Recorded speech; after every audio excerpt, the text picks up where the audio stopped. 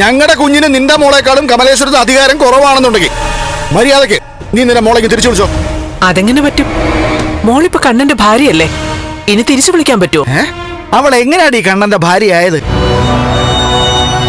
കമലേശ്വരം പോലൊരു വലിയ തറവാട്ടിലേക്ക് അവള് കടന്നു ചെന്നത് എങ്ങനെയാടി? അതൊരു ചതിയായിരുന്നു. ഞാൻ 1000 വട്ടം നിങ്ങളോടൊക്കെ പറഞ്ഞതല്ലേ എന്റെ മോൾക്ക് ഈ ബന്ധം വേണ്ടെന്ന്. അന്ന് നിനക്കൊപ്പം നിന്റെ മോള് നിന്നോ?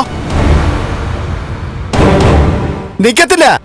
അവളുടെ ഭർത്താവ് കഴിവ് കിട്ടവനാണെങ്കിലും ആ തറവാട്ടിലേക്ക് കടന്നുകൂടിയ തമ്പുരാട്ടിയെ പോലെ കഴിയാമെന്ന് അവള് കണക്ക് കൂട്ടി. നീയും ഒരിക്കലും കാണാത്തയും കേൾക്കാത്തയും കാര്യങ്ങൾ പറയരുത് കേട്ടോ. പറയുന്നില്ല, പക്ഷെ ഇവരിപ്പോ പറഞ്ഞത് നീ കേട്ടല്ലോ.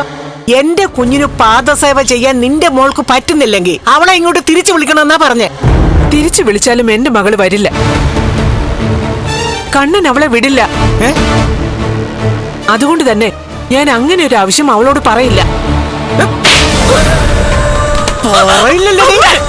പറയില്ലല്ലേ? വിട്ടേക്ക്.